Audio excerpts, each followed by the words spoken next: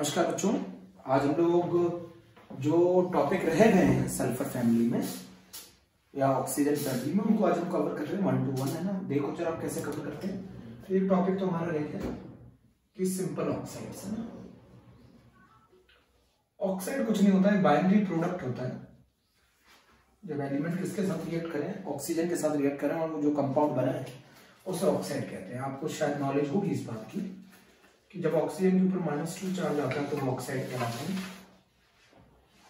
जब ऑक्सीजन के ऊपर O2 -2 मतलब इसको हम परऑक्साइड कहते हैं, है ना। और जब O2 के ऊपर माइनस आता है तो इसको हम सुपर ऑक्साइड कहते हैं। सुपर ऑक्साइड के अंदर ऑक्सीजन की अगर हम ऑक्सीडेशन स्टेट निकालते हैं तो वो -1/2 होती है। परऑक्साइड के अंदर ऑक्सीजन की ऑक्सीडेशन स्टेट निकालते हैं तो -1 होती है। बच्चों एक ओजोनाइड और होता है O3-, इसको ओजोनाइड कहते हैं। और ओजोनाइड के अंदर ऑक्सीजन की ऑक्सीडेशन स्टेट -1/3 होती है। तो अगर हम ऑक्साइड्स की बात करते हैं बच्चों, बहुत ध्यान से सुनिएगा, अगर हम ऑक्साइड्स की बात करते हैं तो ऑक्साइड्स के अंदर O के ऊपर कैसा चार्ज होता है -2 है ना। और परऑक्साइड के अंदर O2 -2 इस तरीके से रिप्रेजेंटेशन किया जाता है। सुपर ऑक्साइड ये होता है O2-। तो जब ऑक्सीजन की ऑक्सीडेशन स्टेट -1/2 होती है तो उसे कहा जाता है सुपर ऑक्साइड है ना। सुपर ऑक्साइड कहा जाता है। परऑक्साइड के अंदर ऑक्सीजन की ऑक्सीडेशन स्टेट -1 होती है, इसको एक ओजोनाइड कहते हैं बच्चों। और ओजोनाइड के अंदर ऑक्सीजन की ऑक्सीडेशन स्टेट -1/3 होता है। तो ऑक्साइड के अंदर O-2 होता है और परऑक्साइड के अंदर ऑक्सीजन की ऑक्सीडेशन स्टेट -1 होती है। परऑक्साइड का मतलब ये लिंकेज भी है ना, परऑक्साइड लिंकेज इसको भी कहते हैं बच्चों, आपको मालूम होगा शायद। इसको भी क्या कहते हैं, परऑक्साइड लिंकेज कहते हैं। इसको भी परऑक्साइड लिंकेज कहते हैं। देखिए इनऑर्गेनिक केमिस्ट्री बच्चों बार बार पढ़नी पड़ती है।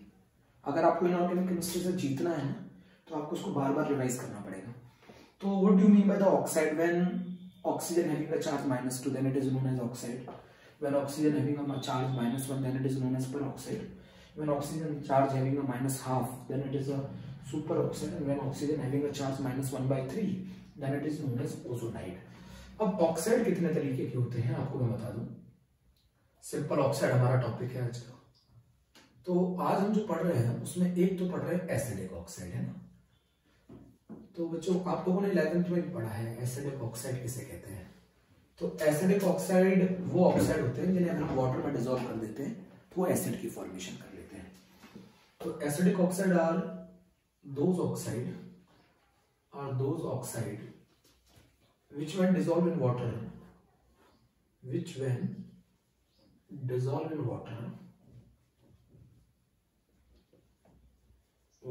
फॉर्म एसिड है ना। जो ऑक्साइड वाटर में डिसॉल्व करने पर एसिड की फॉर्मेशन कर लेते हैं उन्हें एसिडिक ऑक्साइड कहते हैं। क्या हमने ये बात लिख ली है कि अगर ऑक्सीजन के ऊपर चार्ज -2 होगा तो उसे ऑक्साइड कहेंगे, जब ऑक्सीजन पर चार्ज -1 होगा तो उसे परऑक्साइड कहेंगे, जब ऑक्सीजन के ऊपर चार्ज -1/2 होगा तो उसे सुपर ऑक्साइड कहेंगे, और जब ऑक्सीजन के ऊपर चार्ज -1/3 होगा तो उसे ओजोनाइड कहेंगे, है ना। अब जरा मेरी बात एक चीज समझो आप। ऑक्साइड एक बाइनरी कंपाउंड है। जब एलिमेंट रिएक्ट करके ऑक्सीजन के साथ एक कंपाउंड बनाते हैं तो उसको ऑक्साइड कहते हैं जनरली। तो एसिडिक ऑक्साइड नॉन मेटल के ऑक्साइड ज्यादातर जनरली बच्चों, ऐसा हर बार नहीं है, generally non metal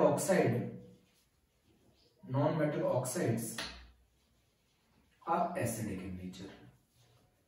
generally non metal के oxides are acidic in nature.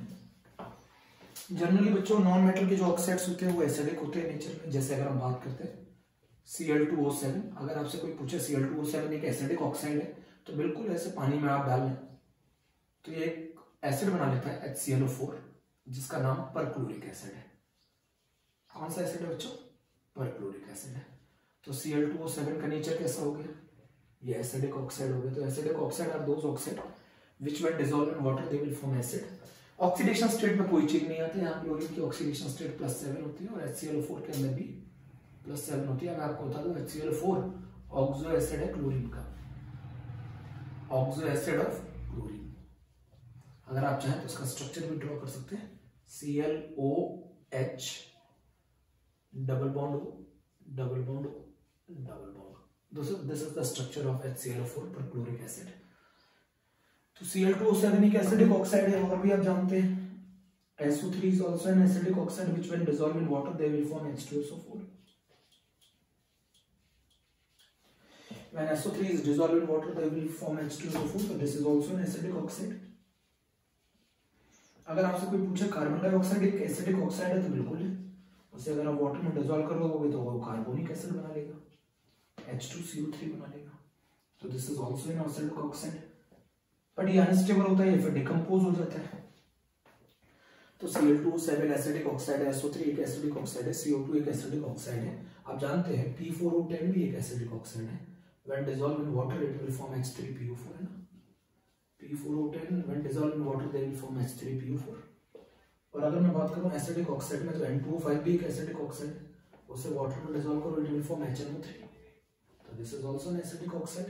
अगर आप N2O3 लेते हैं तो ये भी एक एसिडिक ऑक्साइड है, इसे वाटर में डिसॉल्व करो it will form HNO2 nitrous acid, this is also an acidic oxide.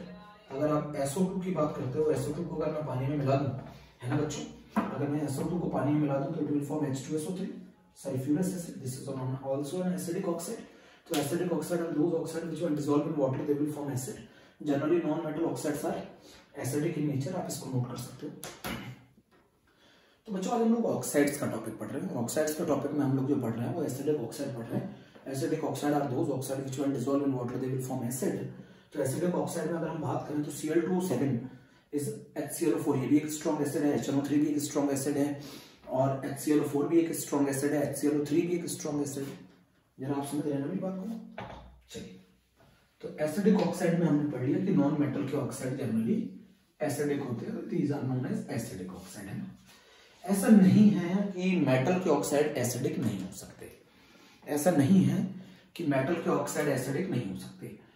जब मेटल के ऊपर बहुत ज्यादा पॉजिटिव चार्ज हो, बहुत ज्यादा पॉजिटिव चार्ज हो, तो उसकी इलेक्ट्रॉन एक्सेप्टिंग टेंडेंसी बढ़ जाती है। वहां पर लुईस एसिड की बात कर रहे हैं, इलेक्ट्रॉन एक्सेप्टिंग टेंडेंसी बढ़ जाती है, और जो इलेक्ट्रॉन को एक्सेप्ट करता है उसको हम क्या कहते हैं? लुईस एसिड कहते हैं। वहां ये डेफिनेशन वैलिड नहीं है। तो मेटल के वो ऑक्साइड जिनमें मेटल के ऊपर बहुत ज्यादा पॉजिटिव चार्ज है, बहुत ज्यादा ऑक्सीडेशन स्टेट है, उनके भी ऑक्साइड एसिडिक होते हैं। जैसे आपकी बात करो Mn2O7 का नेचर भी एसिडिक होता है, +7 स्टेट। जब मेटल पे बहुत ज्यादा पॉजिटिव चार्ज होगा तो उसकी इलेक्ट्रॉन एक्सेप्टिंग टेंडेंसी बढ़ जाएगी, और इलेक्ट्रॉन को ज्यादा एक्सेप्ट करेगा तो वो ज्यादा लुईस एसिड होगा।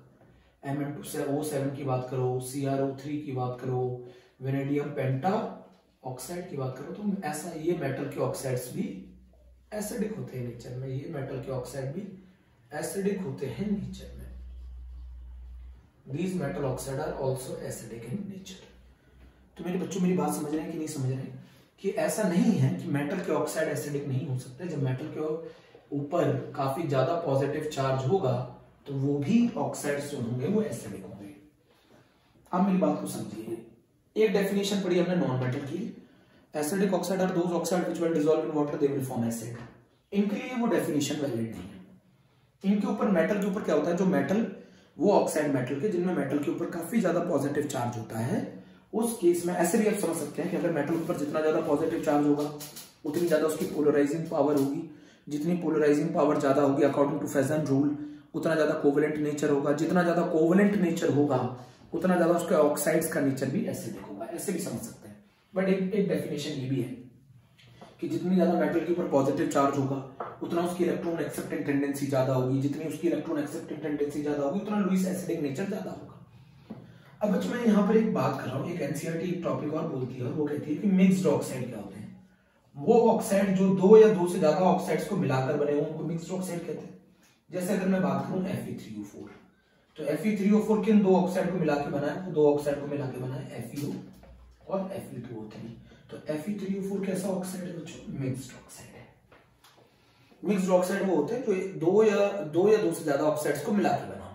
तो ये जो Fe3O4 है ये दो ऑक्साइड्स को मिला के बना है, एक FeO को मिला के बना और एक Fe2O3 को मिला के बना है।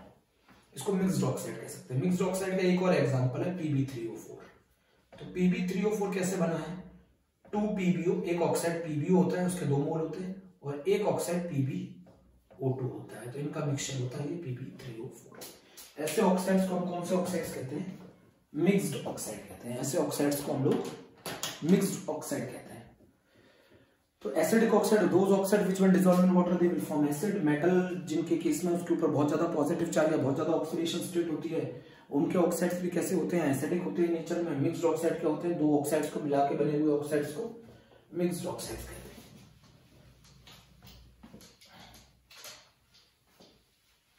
मिक्स्ड ऑक्साइड कहते हैं।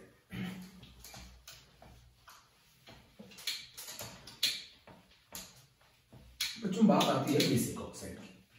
आपको मैं बता दूं, अल्कली मेटल और अल्कलाइन अर्थ मेटल के जो ऑक्साइड्स होते हैं, हाईली इलेक्ट्रोपॉजिटिव मेटल के ऑक्साइड्स होते हैं, हाईली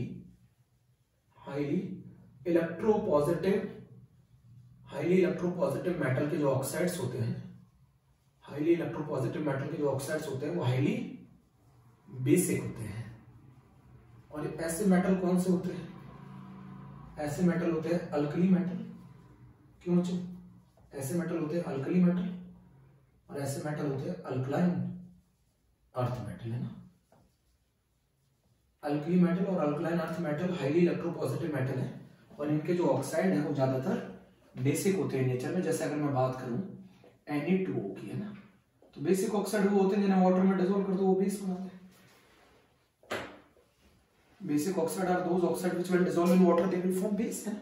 तो अगर Na2O कैसा है? हाईली बेसिक ऑक्साइड है, हाईली बेसिक ऑक्साइड है which when dissolve in water they will form base, है ना। अगर मैं बात करूं कैल्शियम ऑक्साइड की, तो ये भी हाईली बेसिक है। अगर मैं इसको वाटर में डिसॉल्व कर दूं तो CaOH का होल ट्वाइस बना लेता है, ये भी बेसिक ऑक्साइड है। ठीक है, तो बेसिक ऑक्साइड की डेफिनेशन अगर हम बात करते हैं तो बेसिक ऑक्साइड की डेफिनेशन क्या कहती है? बेसिक ऑक्साइड वो ऑक्साइड है जो वाटर में डालने के बेस बनाए, तो ये बेसिक ऑक्साइड है। Basic oxide are those oxide which when dissolve in water they will form base. तो अल्कली मेटल और अल्कलाइन अर्थ मेटल के जो ऑक्साइड हैं ज्यादातर वो कैसे होते हैं? बेसिक होते हैं नेचर में। समझ गए नहीं समझे? अल्कली मेटल और अल्कलाइन अर्थ मेटल के ऑक्साइड जो होते हैं वो बेसिक होते हैं नेचर में। तो अगर Na2O की बात करें तो Na2O को अगर मैं वाटर में डिसॉल्व कर दूं तो NaOH बना लेगा। कैल्शियम ऑक्साइड को अगर मैं वाटर में डिसॉल्व कर दूं तो कैल्शियम हाइड्रोक्साइड बना लेते हैं, ये बेस होते हैं। तो basic oxide are those oxide which when dissolve in water will form base.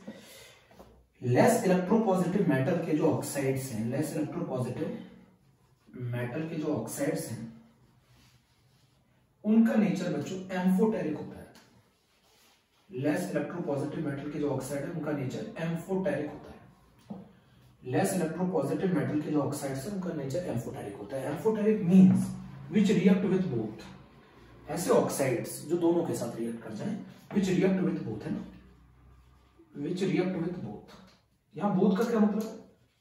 Both मतलब acid as well as base. Which react with both acid as well as base.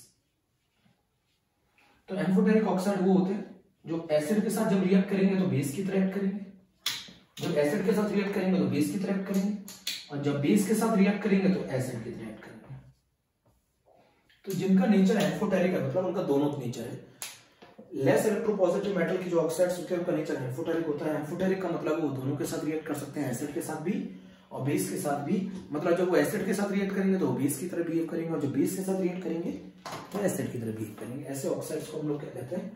Amphoteric oxides कहते हैं। ऐसे oxides को हम लोग amphoteric oxides कहते हैं। ऐसे ऑक्साइड्स को हम एम्फोटेरिक ऑक्साइड्स कहते हैं।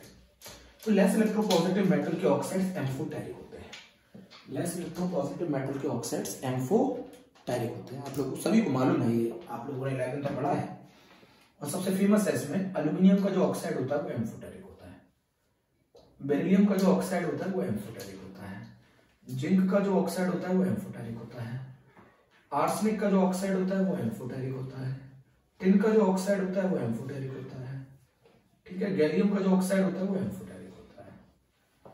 ये सारे एम्फोटेरिक ऑक्साइड्स है। Al2O3 BeO ZnO AS2O3 SnO2 Ga2O3 है ना, ये सारे ऑक्साइड एम्फोटेरिक हैं। तो अब जैसे IIT ने क्या क्वेश्चन पूछा था जी में 2017 में, अगर मैं ZnO को रिएक्ट कराता हूं Na2O के साथ, है ना, और ये बनाता है Na2ZnO2, ठीक है, क्वेश्चन हमसे ये पूछ रहा है तो बताइए ZnO का नेचर कैसा होगा। आप खुद बताइए Na2O कैसा ऑक्साइड है बच्चों, बेसिक ऑक्साइड है, बेस के साथ रिएक्ट करेगा तो ZnO का नेचर कैसा होना चाहिए, एसिडिक होना चाहिए, तो इसका आंसर हो गया था पहले वाले में एसिडिक नेचर होगा। जब ये Na2O के साथ रिएक्ट करेगा तो ZnO का नेचर एसिडिक होगा, क्योंकि Na2O जो है वो बेसिक ऑक्साइड है, तो बेस के साथ जब एम्फोटेरिक ऑक्साइड रिएक्ट करेंगे तो उनका नेचर एसिड होगा। अगर मैं बात करूं सेकंड की, तो उन्होंने बोला कि ZnO की रिएक्शन अगर मैं CO2 से करा दूं और ये ZnCO3 बना देगा, जिंक कार्बोनेट का सॉल्ट बना देगा। तो आप ये खुद बताइए CO2 कैसा ऑक्साइड है, एसिडिक ऑक्साइड है, एसिडिक ऑक्साइड के साथ ZnO रिएक्ट करेगा तो ये किसकी तरह बिहेव करेगा, बेस की तरह बिहेव करेगा। तो ये क्वेश्चन बड़ा आसान सा पूछा था कि जब ZnO के नेचर के बारे में बताइए, जब ZnO Na2O के साथ रिएक्ट करेगा तो ZnO का नेचर एसिडिक होगा, जब ZnO CO2 के साथ रिएक्ट करेगा तो ZnO का नेचर बेस होगा। तो ये क्वेश्चन IIT ने पूछा था, ये क्वेश्चन IIT ने पूछा था, आप इसे नोट कर लो, ये क्वेश्चन IIT ने पूछा था। एनसीईआरटी बताती है कि अगर मैं एसिडिक ऑक्साइड की बात करता हूं या एम्फोटेरिक ऑक्साइड की बात करता हूं, तो उन्होंने एक एग्जांपल दिया है कि अगर मैं Al2O3 को NaOH के साथ, Al2O3 सॉलिड को NaOH एक्वस के साथ और वाटर में डिसॉल्व कर दूं तो ये क्या बना लेता है बच्चों, NaAlOH का होल 4 बना लेता है। एनसीईआरटी ने ये नहीं लिखा है, उन्होंने इसकी जगह ऐसे लिख दिया है, एक ही बात है, Na3AlOH का होल 6, ठीक है। तो ये चीज बताती है जब Al2O3 NaOH के साथ रिएक्ट कर रहा है तो Al2O3 किस तरीके का नेचर शो कर रहा होगा, acidic, it react with base तो it will show acidic nature. दूसरी उन्होंने रिएक्शन दी है कि अगर हम Al2O3 सॉलिड को HCl के साथ रिएक्ट कराते हैं एक्वस, साथ में वाटर के साथ एक्सेस में, तो ये क्या बना लेता है, तो ये बना लेता है AlH2O का whole 6 plus 3 plus 6Cl minus aqueous. तो यहां पर 6HCl लगा दो, यहां पर 9H2O लगा दो, यहां पर 2AlOH का होल 6 लगा दो, ठीक है। तो इस तरीके से आप इस रिएक्शन को बैलेंस कर सकते हैं, ठीक है बच्चों। तो ये रिएक्शन ये चीज बताती है कि Al2O3 का जो नेचर है वो कैसा है, एम्फोटेरिक है, ये एनसीईआरटी में गिवन। तो ये क्वेश्चन पूछा जा सकता है एनसीईआरटी का। तो Al2O3 कैसा ऑक्साइड है, आप यहां से समझ सकते हैं कि Al2O3 एक एम्फोटेरिक ऑक्साइड है ना, Al2O3 एक एम्फोटेरिक ऑक्साइड है। तो ये तो हमारी बात हो गई एम्फोटेरिक ऑक्साइड की। हम लोगों ने बेसिक ऑक्साइड भी पढ़ लिया, हम लोगों ने मिक्स्ड ऑक्साइड भी पढ़ लिए, है ना, हम लोगों ने मिक्स्ड ऑक्साइड भी पढ़ लिया, एम्फोटेरिक भी पढ़ लिए, एसिडिक भी पढ़ लिया और मेटल के लिए एसिडिक ऑक्साइड पढ़ लिया। ये जी का क्वेश्चन भी कर लिया आपने।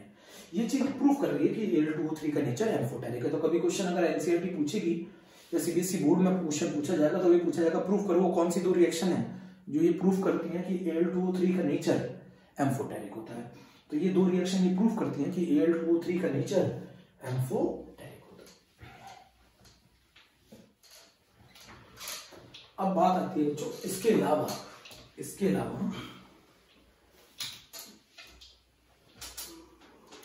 अलावा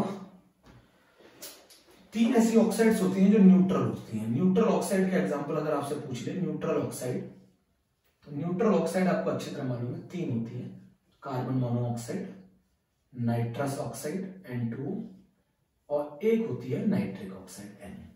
these are the neutral oxide.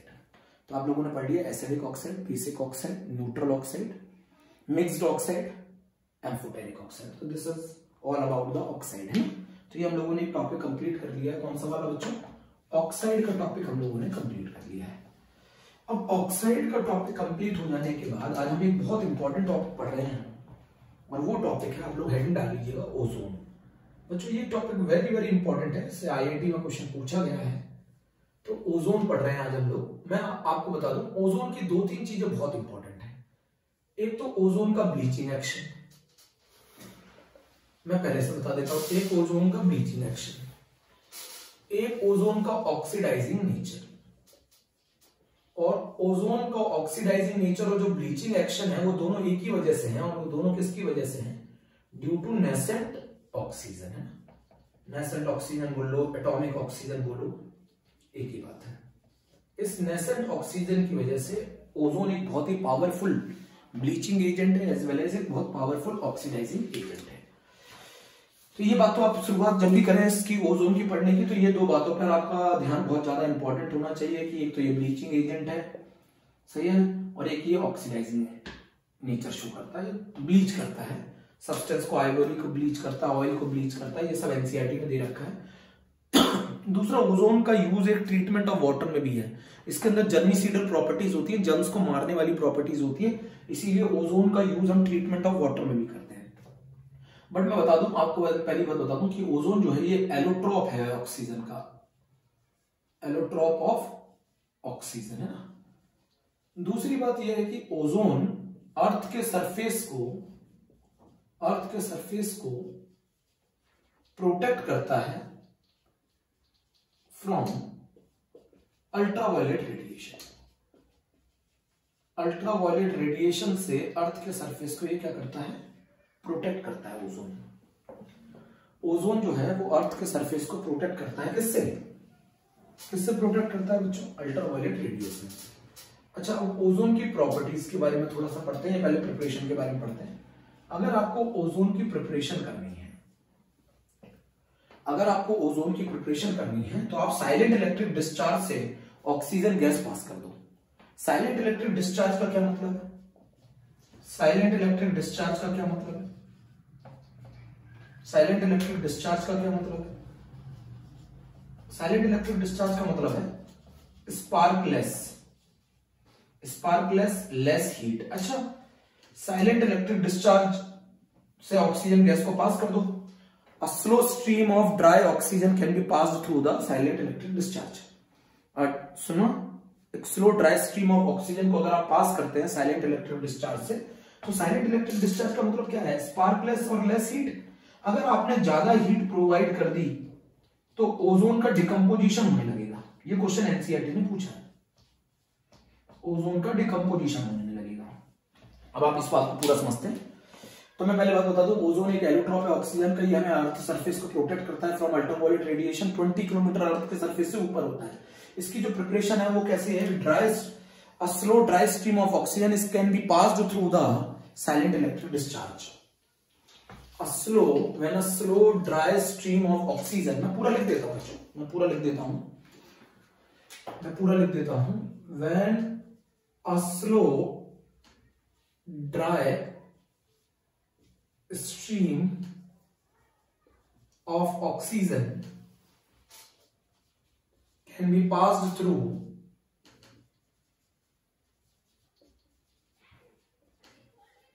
silent electric discharge,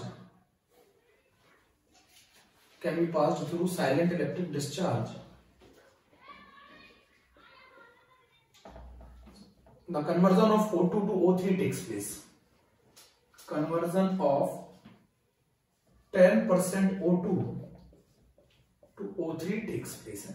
बहुत ही कम O2 कन्वर्ट होती है O3 में, और जो प्रोडक्ट मिलता है, द प्रोडक्ट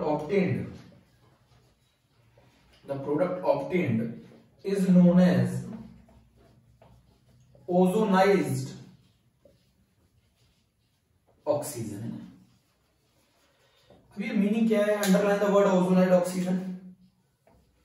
ओजोनाइड ऑक्सीजन आप अंडरलाइन करेंगे एनसीईआरटी से, एक mixture of O2 and O3 होता है। ओजोनाइड ऑक्सीजन का मतलब क्या है, mixture of O2 and O3, mixture of O2 and O3। तो अगर हम बात करते हैं ओजोन की, तो ये एलोट्रॉप है ऑक्सीजन का, अर्थ सरफेस प्रोटेक्ट करता है अर्थ सरफेस को, किससे, अल्ट्रावायलेट रेडिएशन से। प्रिपरेशन क्या है, जब हम एक ऑक्सीजन को पास करते हैं साइलेंट इलेक्ट्रिक डिस्चार्ज से, तो सिर्फ 10% O2 किसमें कन्वर्ट होती है, O3 में। अगर आपने ज्यादा हीट प्रोवाइड कर दी, तो ये ओजोन डिकम्पोज होने लग जाएगी O2 में। तो क्वेश्चन पूछा जाता है कि हम साइलेंट इलेक्ट्रिक डिस्चार्ज क्यों प्रोड्यूस करते हैं जब हम ओजोन को बनाते हैं, क्योंकि अगर आपने ज्यादा हीट प्रोवाइड कर दी तो ये रिएक्शन रिवर्सिबल होती है और उल्टा होने लग जाएगा, O3 से दोबारा किसमें कन्वर्ट होने लग जाएगी, O2 में। तो साइलेंट इलेक्ट्रिक डिस्चार्ज का मतलब है स्पार्कलेस और लेस हीट। अगर आपने ज्यादा हीट प्रोवाइड कर दी तो ozone can decompose into O2। ये चीज आप यहां पर लिख लें, नोट कर लो बच्चों, नोट किया। O3 is an allotrope of oxygen, earth surface को प्रोटेक्ट करता है फ्रॉम अल्ट्रावायलेट रेडिएशन। इसकी जो प्रिपरेशन है वो साइलेंट इलेक्ट्रिक डिस्चार्ज। अगर हम O2 dry stream of oxygen को पास करें किससे, साइलेंट इलेक्ट्रिक डिस्चार्ज से, तो हम देखते हैं कि हमारी ओजोन बनती है और वो सिर्फ 10% बनती है। बच्चों इसमें जो एपरेटस यूज किया जाता है उसको ओजोनाइलर कहा जाता है। इस एपरेटस में इसको किया जाता है, ये एपरेटस यूज किया जाता है, ये नोट कर लीजिए। मैंने साइलेंट इलेक्ट्रिक डिस्चार्ज, मैं इसको रफ कर रहा हूं, आप जरा इस बात को समझें कि क्या बताना चाहता हूं मैं।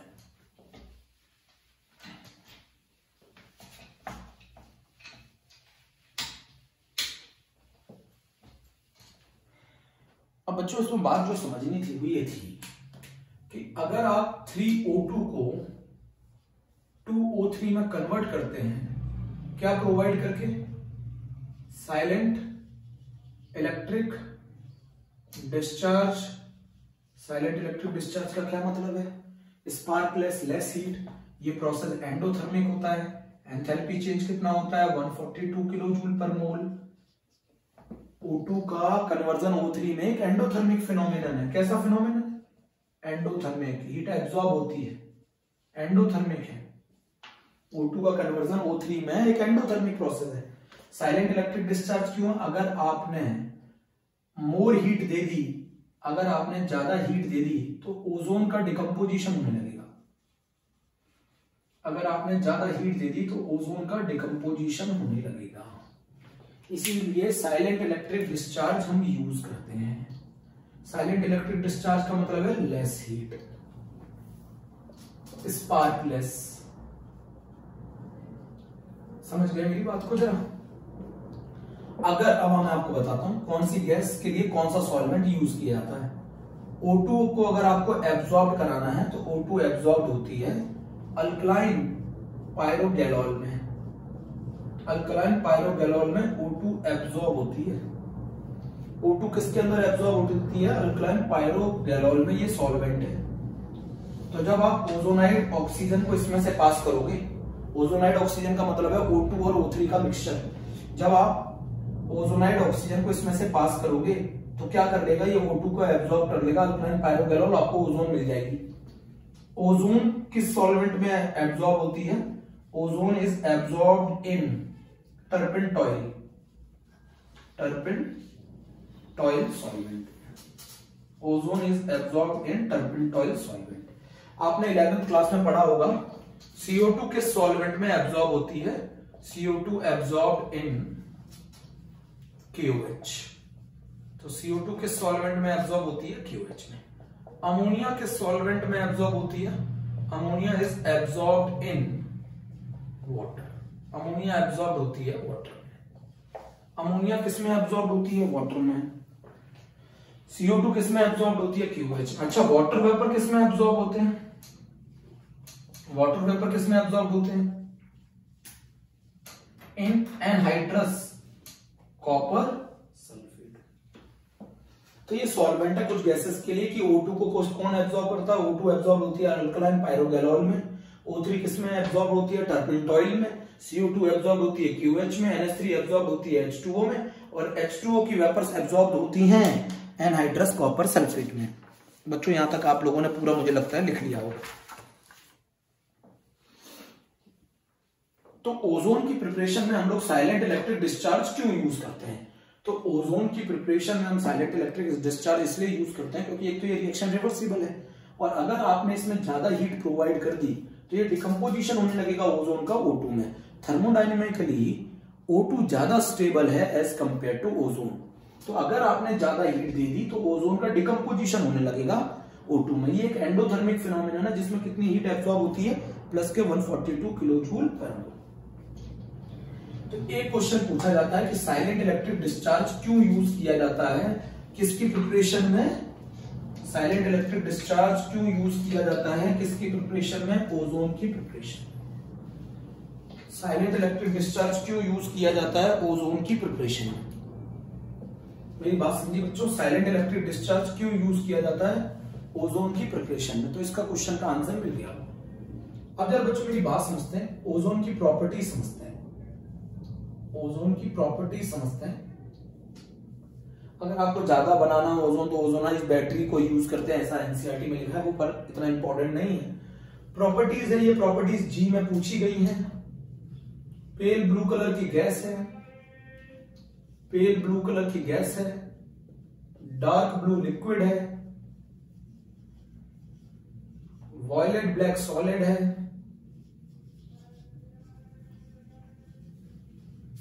डायामैग्नेटिक है।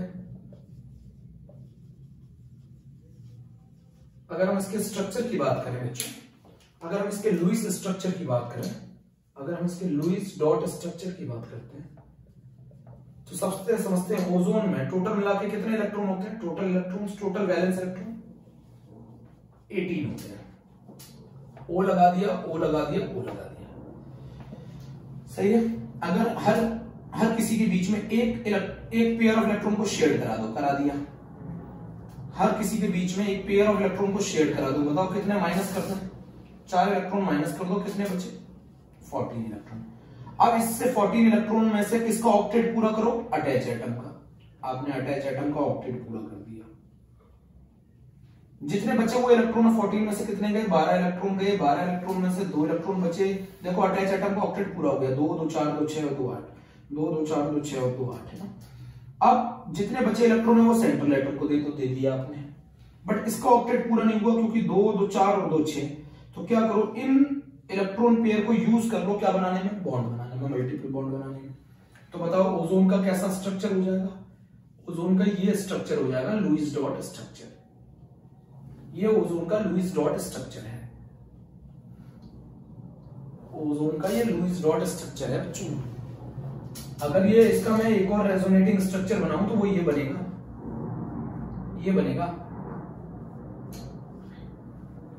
ये ओजोन का लुईस डॉट स्ट्रक्चर है। सबसे पहले आपने टोटल वैलेंस इलेक्ट्रॉन निकाले हैं और हर किसी अटैच एटम और सेंट्रल एटम के बीच में 2 2 इलेक्ट्रॉन शेयर कराए हैं, तो आपके 4 इलेक्ट्रॉन खर्च हो गए, 14 इलेक्ट्रॉन बचे। 14 इलेक्ट्रॉन में से आपने अटैच एटम का ऑक्टेट पूरा कराया है, उसमें कितने इलेक्ट्रॉन यूज कर लिए? 12 इलेक्ट्रॉन यूज कर लिए, बचे 2 इलेक्ट्रॉन। ये 2 इलेक्ट्रॉन आपने सेंट्रल एटम को दे दिए। सेंट्रल एटम का ऑक्टेट पूरा नहीं होगा तो हम क्या करेंगे? अटैच एटम के इलेक्ट्रॉन पेयर को यूज करेंगे एज अ मल्टीपल बॉन्ड। तो मैंने बनाने में यूज कर लिया। तो ये लुईस डॉट स्ट्रक्चर होगा किसका? ओजोन का। तो ओजोन जो है वो पेल ब्लू कलर की गैस है, डार्क ब्लू कलर का लिक्विड है, वॉयलेट ब्लैक सॉलिड है, डायामैग्नेटिक है, और ये O3 का लुईस डॉट स्ट्रक्चर है। ये बात आप पहले समझ लें। पहले स्क्रीनशॉट ले लो, आप स्क्रीनशॉट ले लो, ठीक। जी में इसकी प्रॉपर्टीज पूछी गई थी बच्चों ना, जी के अंदर क्या की गई थी? इसकी प्रॉपर्टीज पूछी गई थी। जी के अंदर इसकी प्रॉपर्टीज पूछी गई थी। अच्छा, हम फिर से समझते हैं ओजोन का स्ट्रक्चर को। ओजोन के स्ट्रक्चर को समझ रहे हैं। अब आपको अच्छी तरह मालूम है ऑक्सीजन अपनी आउटर मोस्ट शेल में 8 से ज्यादा इलेक्ट्रॉन नहीं कर सकता, तो ये ऑक्सीजन दूसरे ऑक्सीजन के साथ कैसा बॉन्ड बनाएगा? कोऑर्डिनेट बॉन्ड बनाएगा। ये एंगल जो होता है ना बच्चों, ये 117 डिग्री होता है।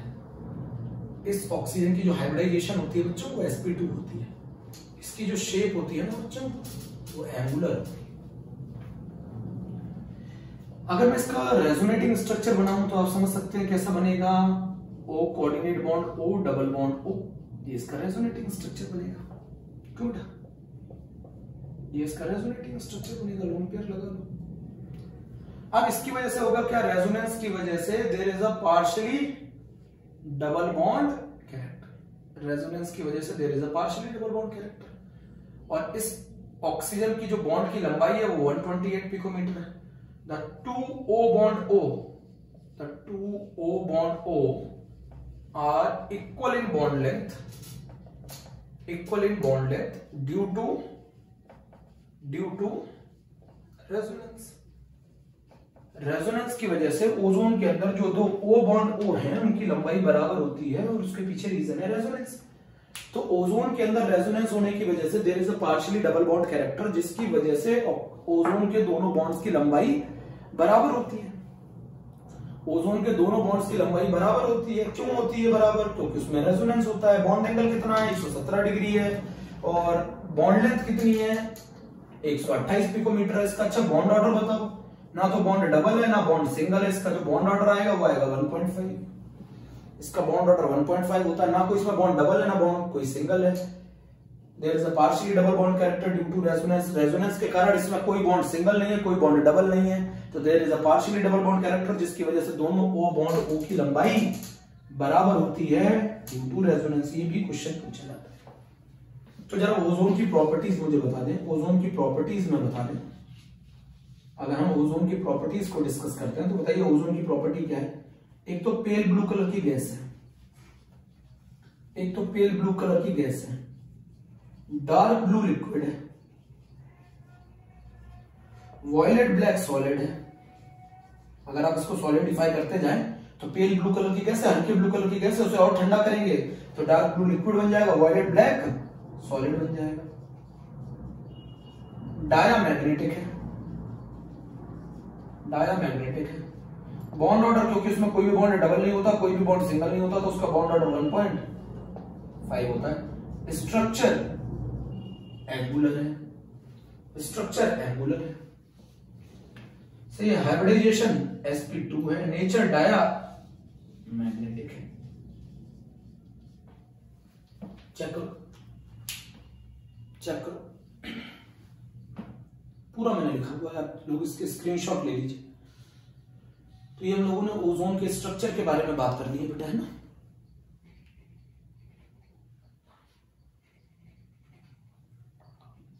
काफी ज्यादा इंपॉर्टेंट टॉपिक है एनसीईआरटी के हिसाब से, माफ कर दो। दो तीन चीजें इसमें बड़े इंपॉर्टेंट है, जैसे ओजोन किसमें एब्जॉर्ब होती है, टर्पेंटॉइल में एब्जॉर्ब होती है। O2 किसमें एब्जॉर्ब होती है, अल्कलाइन पायरोडियालॉल में एब्जॉर्ब होती है। अच्छा, साइलेंट इलेक्ट्रिक डिस्चार्ज क्यों यूज करते हैं ओजोन की प्रिपरेशन में। साइलेंट इलेक्ट्रिक डिस्चार्ज इसलिए यूज करते हैं, if you provide more heat then ozone can decompose into O2। ठीक है। ओजोन एक पेल ब्लू कलर की गैस है, डार्क ब्लू कलर का लिक्विड है, वॉयलेट ब्लैक सॉलिड है, डायामैग्नेटिक है, एंगुलर शेप है, sp2 हाइब्रिडाइज्ड है, बॉन्ड एंगल 117 डिग्री है, बॉन्ड लेंथ 128 पिकोमीटर है। ओजोन के अंदर दोनों बॉन्ड्स की लंबाई बराबर होती है ड्यू टू रेजोनेंस। ओजोन एक बहुत ही powerful oxidising agent as well as bleaching agent है, और उसके पीछे रीजन है नेसेंट ऑक्सीजन। नेसेंट ऑक्सीजन मतलब एटॉमिक ऑक्सीजन। अब यहां पर मैं एक बहुत ही इंपॉर्टेंट पॉइंट लिख रहा हूं, वेरी इंपॉर्टेंट। thermodynamically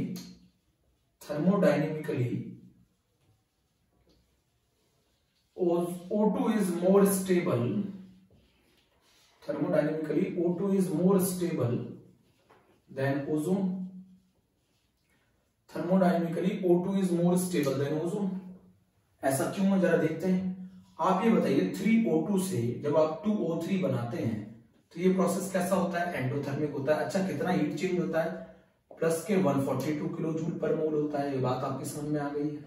अगर मैं इसका उल्टा करूं, अगर मैं 2O3 को O2 में कन्वर्ट करूं तो बताइए कितनी हीट रिलीज होगी, माइनस के 142 किलो जूल पर मोल, इतनी हीट रिलीज होगी। Number of moles of gases भी बढ़ गए हैं, गैसेस के मोल्स यहाँ पे 2 थे, यहाँ पे 3 हो गए, तो एंट्रोपी चेंज भी ग्रेटर देन 0 हो रहा है। तो डेल्टा एच की value greater than, delta H की वैल्यू नेगेटिव, डेल्टा एस की वैल्यू ग्रेटर देन 0, तो डेल्टा जी की वैल्यू लेस देन 0। तो ये प्रोसेस कैसा हो जाएगा, प्रोसेस स्पॉन्टेनियस हो जाएगा, प्रोसेस स्पॉन्टेनियस हो जाएगा। तो अगर मैं 2O3 का कन्वर्जन O2 में करता हूं तो पहली बात तो ये एक्सोथर्मिक है, काफी ज्यादा अमाउंट में हीट रिलीज करेगी। इसी कारण से ओजोन, अगर कहीं ज्यादा अमाउंट ओजोन का रखा हुआ है तो वो एक्सप्लोसिव का काम भी करता है। क्यों, जब O2 ओजोन, O3 ओजोन जो है, O3 जो ओजोन है वो अगर O2 में कन्वर्ट होगी तो ट्रिमेंडस अमाउंट में हीट रिलीज करेगी, और ट्रिमेंडस अमाउंट में हीट रिलीज करने के कारण वो एक्सप्लोजन भी हो सकता है। तो अगर मैं आपको बता दूं 2O3 से अगर 3O2 में कन्वर्ट करूं तो डेल्टा एच की वैल्यू नेगेटिव होगी, डेल्टा एस की वैल्यू ग्रेटर देन 0। एंट्रोपी बढ़ गई क्योंकि गैस के मोल्स बढ़ गए, और मोल्स बढ़ेंगे गैसेस के तो रैंडमनेस बढ़ेगी, रैंडमनेस बढ़ेगी तो एंट्रोपी बढ़ेगी। तो अगर एंट्रोपी बढ़ गई तो दोनों कंडीशन फेवर में आ रही है, तो डेल्टा जी की वैल्यू लेस देन 0 हो जाएगी। डेल्टा जी की वैल्यू लेस देन 0 हो जाएगी तो प्रोसेस स्पॉन्टेनियस हो जाएगा। किस डायरेक्शन में अपने आप चला जाएगा, फॉरवर्ड डायरेक्शन में। तो O3 से O2 का जो कन्वर्जन है वो एक स्पॉन्टेनियस प्रोसेस है। O3 से O2 का जो कन्वर्जन है वो एक स्पॉन्टेनियस प्रोसेस है। इसीलिए थर्मोडायनेमिकली O2 हमारी ज्यादा स्टेबल होती है O3 से। तो O3 का कन्वर्जन O2 में एक स्पॉन्टेनियस प्रोसेस। क्यों है स्पॉन्टेनियस प्रोसेस, डेल्टा एच की वैल्यू नेगेटिव होती है, डेल्टा एस की वैल्यू ग्रेटर देन 0 होती है, दोनों फेवर करता है। तो डेल्टा जी की वैल्यू लेस देन 0 होती है तो प्रोसेस स्पॉन्टेनियस होता है, मूव करता है forward direction. It has a tendency to move in a forward direction. So O3 का कन्वर्जन O2 में एक स्पॉन्टेनियस फिनोमिनन है, एक थर्मोडायनेमिकली O2 ज्यादा स्टेबल है किससे? O3 से।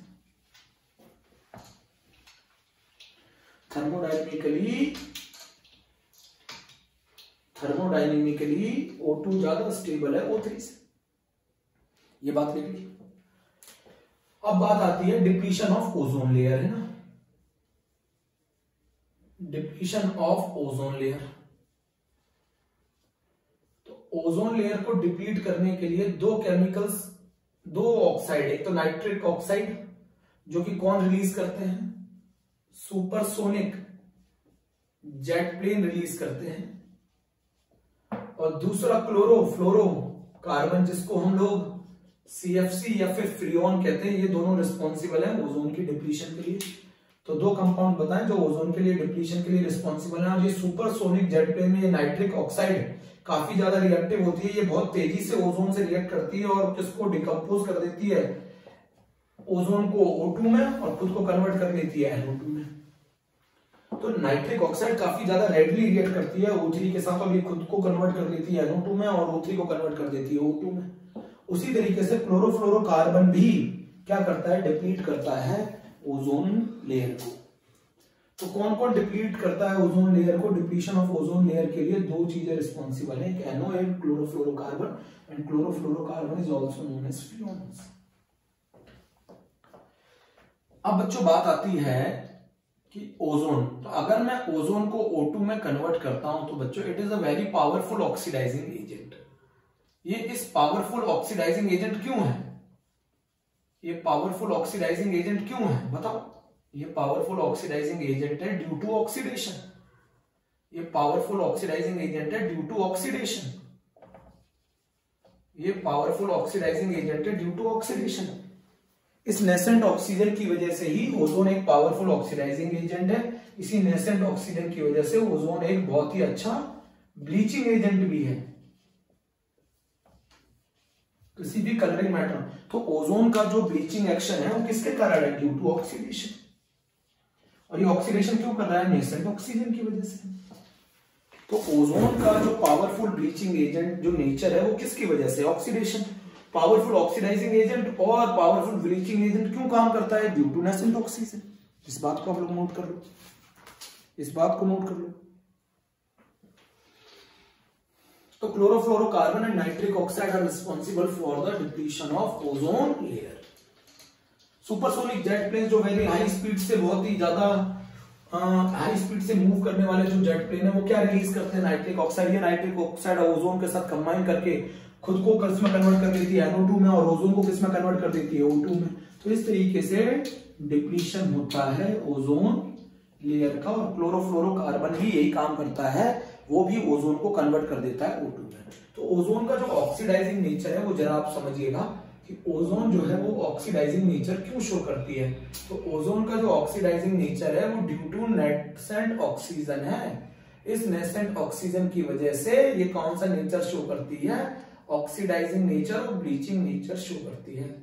अब ये किसको ऑक्सीडाइज करती है? ये लेड सल्फाइड को ओजोन जो है वो ऑक्सीडाइज कर देती है। किसमें? जरा मुझे बता दो जल्दी से। PbSO4 में ऑक्सीडाइज कर देती है। लेड सल्फाइड को PbS, ओजोन जो है वो लेड सल्फाइड को PbSO4 में ऑक्सीडाइज कर देता है। लेड सल्फाइड को PbS जो है वो लेड सल्फाइड है, इसको ओजोन किस में ऑक्सीडाइज कर देता है? PbSO4 में ऑक्सीडाइज कर देता है। वेरी इंपॉर्टेंट है, NCERT में बहुत इंपॉर्टेंट रिएक्शन है। क्या है कि अगर मैं PbS को 4O3 के साथ रिएक्ट करा दूं तो ये इसको ऑक्सीडाइज करके PbSO4 बना लेता है, साथ में 4O2 बना लेता है। तो ओजोन क्या करती है? PbS को ऑक्सीडाइज कर देती है PbSO4 में। एक और बहुत इंपॉर्टेंट टॉपिक बता रहा हूं, और वो है quantitative estimation of ozone. Quantitative estimation of ozone. तो क्वांटिटेटिव एस्टिमेशन ओजोन का कैसे किया जाता है? Quantitatively is very important. पहले आप इतना नोट करो कि ओजोन का जो ऑक्सीडाइजिंग नेचर है और जो ब्लीचिंग नेचर है वो किसके कारण है? ऑक्सीडाइजिंग नेचर और ब्लीचिंग एक्शन दोनों नेसेंट ऑक्सीजन की वजह से है। Bleaching action as well as oxidizing nature, ये दोनों किसकी वजह से है? नेसेंट ऑक्सीजन की वजह से है। ये नेसेंट ऑक्सीजन जिस भी कलरिंग मैटर के साथ जुड़ेगी ये नेसेंट ऑक्सीजन जिस भी कलरिंग मैटर के साथ जुड़ेगी, कलरिंग मैटर को अगर आप ओजोन के साथ रिएक्ट करा देंगे कलरिंग मैटर को, तो वो इसको क्या कर देगी, कलरलेस कर देगी। तो क्यों कर देगी, उस नेसेंट ऑक्सीजन की वजह से। मतलब ओजोन का जो ब्लीचिंग एक्शन है उसके पीछे कौन सा कंसेप्ट रिस्पॉन्सिबल है, ऑक्सीडेशन। तो ओजोन किसी भी कलरिंग मैटर को कलरलेस कर देती है, उसके पीछे रिस्पॉन्सिबल है उसका ऑक्सीडेशन।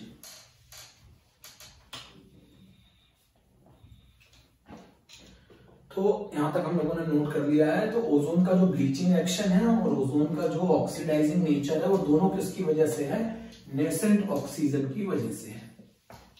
नेसेंट ऑक्सीजन की वजह से ओजोन जब खुद डिकम्पोज होती है तो वो O2 में कन्वर्ट होती है, साथ में रिलीज करती है नेसेंट ऑक्सीजन। ये नेसेंट ऑक्सीजन जिसके साथ जुड़ जाएगा उसको ऑक्सीडाइज कर देगा, उसको ब्लीच कर देगा, कलरिंग मैटर को कलरलेस कर देता है। अब क्वांटिटेटिव मैंने क्या पढ़ाया अभी आपको, quantitative estimation of ozone, very very important. Quantitative estimation कैसे किया जाए ओजोन का, तो उसके लिए हम क्या करते हैं, एक एक्सेस ऑफ KI के सॉल्यूशन में से, एक एक्सेस ऑफ KI के सॉल्यूशन में से ओजोन को पास कर देते हैं। एक एक्सेस ऑफ KI के सॉल्यूशन में से ओजोन को पास कर देते हैं। तो ओजोन क्या करती है, इस आयोडाइड को ऑक्सीडाइज कर देती है I2 में, है ना। और I2 में, मेरी बात समझी, मैंने क्या बोला, ओजोन का क्वांटिटेटिव एस्टिमेशन कैसे किया जाता है, वो आयोडाइड को अगर एक एक्सेस ऑफ KI के सॉल्यूशन में, एक्सेस ऑफ KI के सॉल्यूशन में हम क्या करते हैं, ओजोन को पास करते हैं, तो वो क्या करती है, उस एक्सेस ऑफ KI के सॉल्यूशन में जो आयोडाइड होता है उसको ये किसमें ऑक्सीडाइज कर देती है, आयोडीन में। इस आयोडीन का हम एस्टिमेशन कराते हैं, क्या करके, टाइट्रेशन कराकर, किसके साथ, स्टैंडर्ड हाइपो सॉल्यूशन के साथ। इस I2 का हम एस्टिमेशन करते हैं किसकी वजह से, किस मेथड से, टाइट्रेशन से। और किसकी प्रेजेंस में, borate buffer, borate buffer pH 9.2। इस स्टैंडर्ड हाइपो सॉल्यूशन का मतलब सोडियम थायोसल्फेट। इसकी मदद से ये क्या करता है, ये सोडियम थायोसल्फेट इस आयोडाइड को, आयोडीन को NaI में कन्वर्ट कर देता है, खुद को Na2S4O6 में कन्वर्ट कर देता है।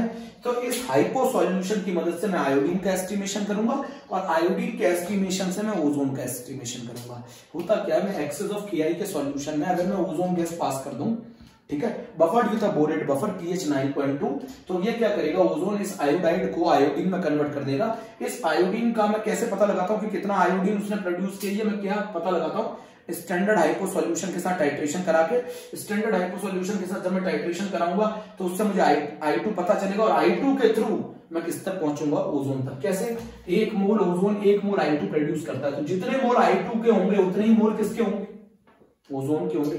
समझो मेरी बात, हमने ओजोन को एक्सेस ऑफ KI के सॉल्यूशन में पास किया, इसने I2 जनरेट किया। इस I2 का मैं एस्टिमेशन करता हूं किसके थ्रू, स्टैंडर्ड हाइपो सॉल्यूशन के साथ टाइट्रेशन करा के। टाइट्रेशन करा के मैं I2 का एस्टिमेशन करता हूं। इस I2 के थ्रू मैं किसका एस्टिमेशन करता हूं, ओजोन का। अरे भैया, एक्सेस ऑफ KI के सॉल्यूशन में से O3 पास कर दिया। एक्सेस ऑफ KI के सॉल्यूशन में से जब O3 पास करोगे तो वो क्या करेगी, इस आयोडाइड को I2 में ऑक्सीडाइज कर देगी। इस I2 का मैं एस्टिमेशन कर लेता हूं टाइट्रेशन करा के, किसके साथ, standard hypo solution. Hypo solution मतलब सोडियम थायोसल्फेट, इसके साथ रिएक्शन कराकर मैं I2 का एस्टिमेशन करता हूं और I2 के थ्रू मैं किसका एस्टिमेशन करता हूं, ओजोन का। तो इसको कहा जाता है quantitative estimation of ozone, quantitative estimation of ozone. तो ओजोन का क्वांटिटेटिव एस्टिमेशन कैसे करते हैं, एक्सेस ऑफ KI के सॉल्यूशन में से हम ओजोन को पास करते हैं। वो KI के अंदर जो आयोडाइड है, आयोडाइड एक बहुत ही अच्छा रिड्यूसिंग एजेंट है, उसको ऑक्सीडाइज कर देता है I2 में। अब I2 का हम कैसे पता लगाएंगे कि कितना I2 प्रोड्यूस हुआ है, वो पता लगाते हैं स्टैंडर्ड हाइपो सॉल्यूशन के साथ टाइट्रेशन करा के। उसकी मदद से हम I2 पता लगाते हैं और I2 की मदद से हम O3 का पता लगाते हैं, इसी को बोला जाता है। अब लास्ट टॉपिक आ गया, uses of ozone. Uses of ozone, uses of ozone आ गया बच्चों last topic, uses of ozone. तो यूजेस में अगर हम ओजोन के पढ़े हैं तो क्या पढ़ेंगे, पहला, it bleaches It act as a bleaching agent. Ozone एक bleaching agent भी है, used for bleaching ivory, oil, starch, used for bleaching agent है ना, oil, ivory और starch। दूसरा used in preparation of, किसकी प्रिपरेशन में यूज किया जाता है, KMnO4 की, used in the preparation of KMnO4। एक और यूज है, जर्मिसीडल प्रॉपर्टीज होती हैं इसके अंदर, जर्मिसीडल प्रॉपर्टीज होती है, वाटर को स्टेरलाइज करता है, उसके अंदर जो जर्म्स होते हैं उनको किल करता है, वाटर को क्या करता है, स्टेरलाइज करता है, ठीक है।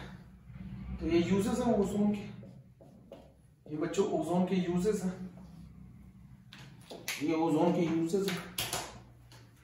स्टेरलाइज द वाटर, जर्मिसीडल प्रॉपर्टीज होती हैं, used in the preparation of KMnO4, used for the bleaching oil, Ivory and starch. तो मेरी इतनी बात हम लोगों ने ओजोन के बारे में पढ़ ली है। जरा बच्चों हम बहुत अच्छे से पढ़ना चाहते हैं ओजोन को, तो आप समझिए मेरी बात को। ओजोन की कहानी क्या है? ओजोन एक तो एलोट्रॉपिक फॉर्म है ऑक्सीजन की, है ना, एलोट्रॉपिक फॉर्म ऑफ ऑक्सीजन है, एक तो एलोट्रॉपिक फॉर्म है ऑक्सीजन की, है ना। दूसरा अर्थ के सरफेस को प्रोटेक्ट करती है फ्रॉम अल्ट्रावायलेट रेडिएशन। एक तो दो पॉइंट हो गए, एक तो एलोट्रॉपिक फॉर्म है ऑक्सीजन की, दूसरी अर्थ के सरफेस को प्रोटेक्ट करती है अल्ट्रावायलेट रेडिएशन। इसकी अगर हम प्रिपरेशन की बात करें तो हम कैसे प्रिपरेशन करते हैं? हम क्या करते हैं, silent electric discharge, silent electric discharge के slow stream, silent electric discharge है ना, साइलेंट इलेक्ट्रिक डिस्चार्ज के थ्रू हम slow stream of oxygen pass करते हैं, हम slow stream of oxygen pass करते हैं थ्रू साइलेंट इलेक्ट्रिक डिस्चार्ज। तो हम देखते हैं कि ये कन्वर्ट हो जाता है 2O3 में, और ये एक एंडोथर्मिक प्रोसेस है जिसमें कितनी हीट एब्जॉर्ब होती है, प्लस के 142 किलोजूल पर मोल हीट एब्जॉर्ब होती है। तो प्रिपरेशन कैसी हो गई, 3O2 converted into 2O3, silent electric discharge. अब साइलेंट इलेक्ट्रिक डिस्चार्ज का क्या मतलब है, स्पार्कलेस, सही है, लेस हीट। अगर आपने ज्यादा हीट दे दी, अगर आपने मोर हीट प्रोड्यूस कर दी, तो मोर हीट प्रोड्यूस करने पर, अगर आपने ज्यादा हीट प्रोड्यूस कर दी तो ज्यादा हीट प्रोड्यूस करने पर इट डिकम्पोज इनटू O2, ये O2 में डिकम्पोज हो जाएगी। इसीलिए अब इससे जो प्रोडक्ट मिलता है साइलेंट इलेक्ट्रिक डिस्चार्ज से, इससे जो O2 O3 में कन्वर्ट होती है वो ओनली 10% होती है, और जो प्रोडक्ट हमें मिलता है उसका नाम समझ लो, उसको हम ओजोनाइज्ड ऑक्सीजन बोलते हैं, ओजोनाइड ऑक्सीजन। और ओजोनाइड ऑक्सीजन का मतलब होता है mixture of O2 and O3, O2 और O3 का मिक्सचर कहलाता है। तो ओजोन क्या है, एक एलोट्रॉपिक फॉर्म है ऑक्सीजन की, अर्थ सरफेस को प्रोटेक्ट करती है फ्रॉम अल्ट्रावायलेट रेडिएशन। ये कैसे प्रिपरेशन है, ये O2 से silent dry stream of a slow dry stream of oxygen is passed through the silent electric discharge, it will be converted into O3, it is an endothermic process। spark और less heat, अगर आपने ज्यादा heat produce कर दी तो decompose into O2। Ozonised oxygen का मतलब है mixture of O2 and O3। इतना आपको बहुत अच्छे से आना चाहिए, इतना आपको बहुत अच्छे से आना चाहिए।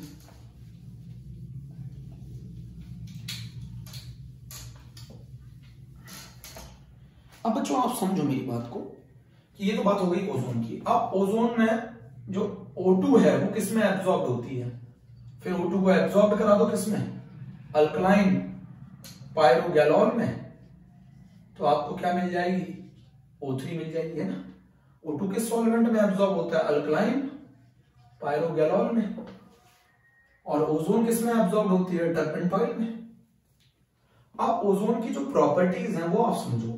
ओजोन की जो प्रॉपर्टीज है, एक तो ये पेल ब्लू कलर की गैस है, पेल ब्लू कलर की गैस है, डार्क ब्लू लिक्विड है, शायद मार्कर ज्यादा अच्छा नहीं चल रहा है, डार्क ब्लू लिक्विड है, वॉयलेट ब्लैक सॉलिड है। अगर हम इसको ठंडा करते रहें तो ये क्या होगा, पेल ब्लू कलर की गैस है, डार्क ब्लू लिक्विड है, वॉयलेट ब्लैक सॉलिड है, डायामैग्नेटिक है, डायामैग्नेटिक है, एंगुलर इसकी शेप है, sp2 इसकी हाइब्रिडाइजेशन है, एंगुलर इसकी शेप है। अगर हम इसके स्ट्रक्चर की बात करें तो ये O double bond O coordinate bond हो, इसका रेजोनेटिंग स्ट्रक्चर की बात करें तो O कोऑर्डिनेट बॉन्ड हो, डबल बॉन्ड हो, लोन पेयर लगा दो, लोन पेयर लगा दो। बोलो बच्चों, अगर मैं इसका रेजोनेंस हाइब्रिड की बात करूं तो O चेंजेस इनटू O, दोनों बॉन्ड बराबर होते हैं, बॉन्ड लेंथ में एंगल कितना होता है 127 डिग्री होता है, 128 पिकोमीटर इसकी बॉन्ड लेंथ होती है। तो प्रॉपर्टीज क्या है, पेल ब्लू कलर की गैस है, डार्क ब्लू लिक्विड है, वॉयलेट ब्लैक सॉलिड है, डायामैग्नेटिक है, एंगुलर है, sp2 हाइब्रिडाइज्ड है, 128 पिकोमीटर इसकी बॉन्ड लेंथ है, O2 एब्सॉर्ब्ड इन अल्कलाइन पायरोगैलॉल है, सॉल्वेंट है, ये एंगुलर स्ट्रक्चर है, बॉन्ड लेंथ दोनों बराबर होती है। बॉन्ड ऑर्डर की अगर मैं बात करूं तो इसका बॉन्ड ना तो कोई डबल है ना कोई सिंगल है, तो इसकी बॉन्ड लेंथ होगी बॉन्ड ऑर्डर इसका 1.5 होगा। इनमें दोनों बॉन्ड्स की बॉन्ड लेंथ बराबर होती है, दोनों बॉन्ड्स की बॉन्ड लेंथ इसलिए बराबर होती है क्योंकि इसके अंदर ड्यू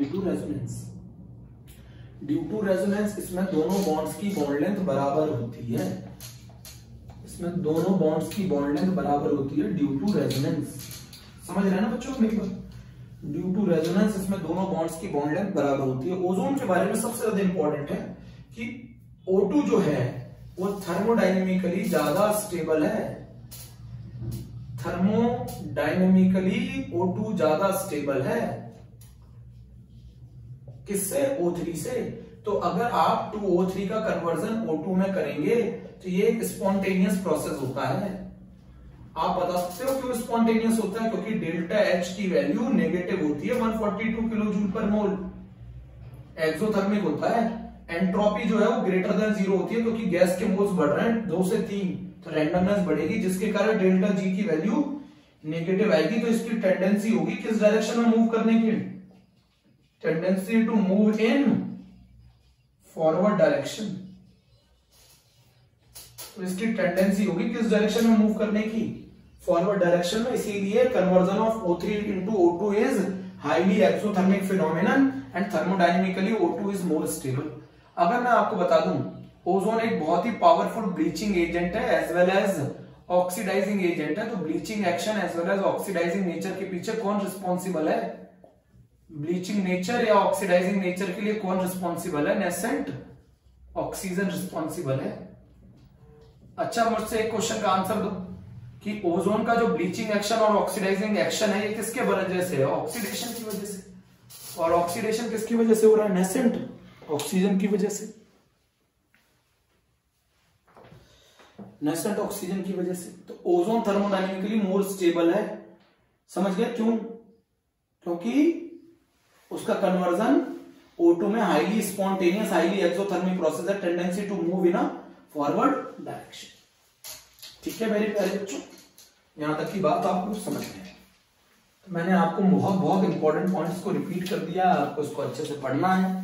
और मेरा ये topic ozone as well as oxides दोनों क्या हो गए हैं, खत्म हो गए हैं। ओके, थैंक यू बच्चों।